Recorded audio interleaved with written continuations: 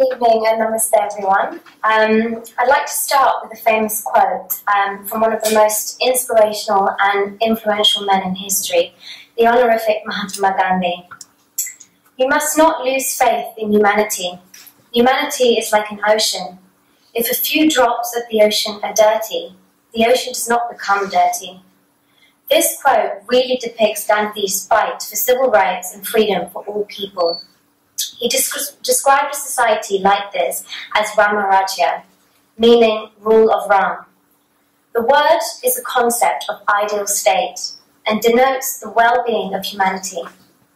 It stems from the Ramayan and symbolizes the time when Lord Ram completed his exile, returned to be crowned king in Ayodhya, and eventually became emperor.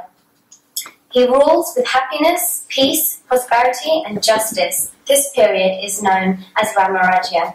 The main characteristics of Ramarajya was that it covered all aspects of equality. It set a high standard of ethical and moral conduct, where there was always the opportunity of receiving justice. This is why Gandhiji acknowledged Ramarajya as true democracy. I will speak today briefly about Gandhiji's most important doctrines of life and how many of his beliefs and values derived from the Ramayan. I will be discussing one of these principles in most detail, and this principle is of non-violence. In Sanskrit, this is ahimsa. One of the key principles of the Ramayan is the tenet of ahimsa. The Ramayan is one of the most sacred texts of the Hindu tradition. Gandhiji described it as the greatest work in the entire religious literature of the world. It is ascribed to the Hindu sage Valmiki and forms an important part of the Hindu literature. It depicts the duties of relationship, portraying ideal characters like the ideal father, the ideal servant, the ideal brother, the ideal wife, and the ideal king. Thematically, the Ramayan explores human values and the concept of dharma.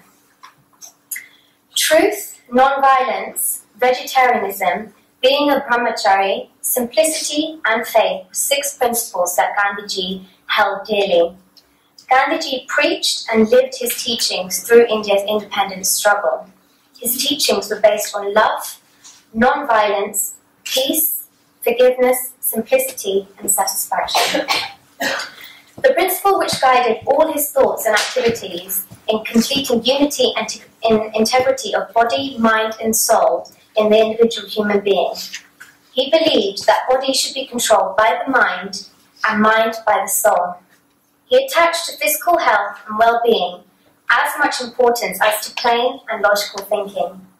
Gandhiji was convinced that real thought must be naturally connected to moral purposes on the one side and useful and right action on the other.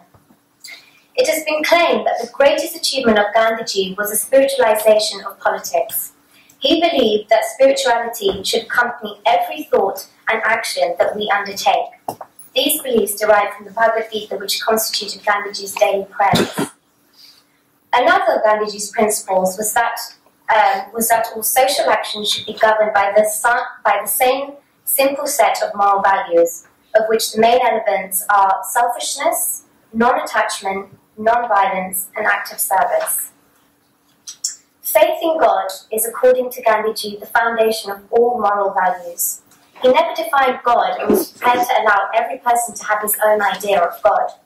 So long as the person believes in some sort of spiritual life and holds it superior to the material universe, he is a believer in God. Gandhiji believed that as long as the person demonstrated his attachment to moral values, this outlook was essentially spiritual in essence. Gandhiji was a great Hindu, a true Indian, a real citizen of the world. He was greatly influenced by the central character of the Ramayan, being Ram. He considered him as an ideal model of mankind. Above all, Ram's system of administration was, from Gandhiji's point of view, the true democracy.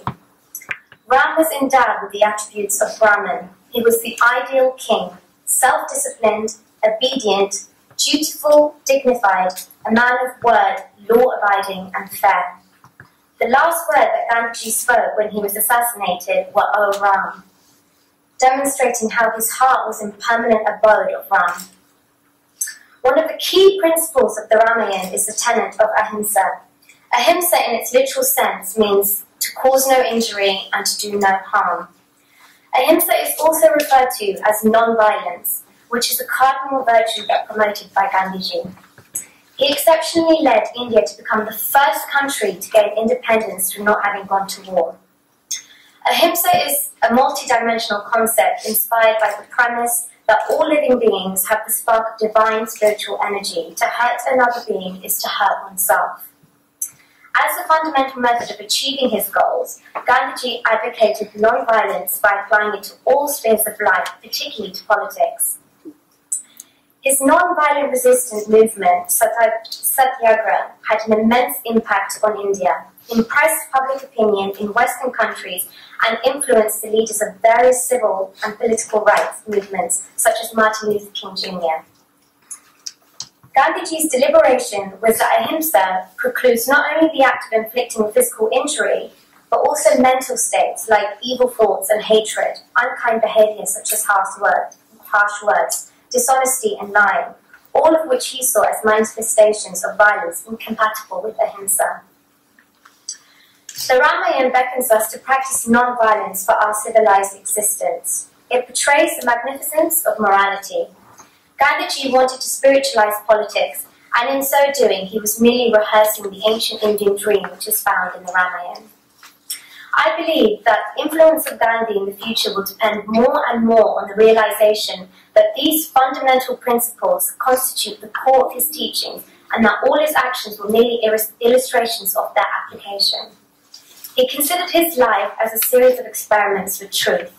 Therefore, it is his conception of truth that is central to his life and work. Gandhi's teachings will continue to stand strong through centuries to come. His way of life, the words he left us with, the simplicity he taught will provide respite and hope for generations to come.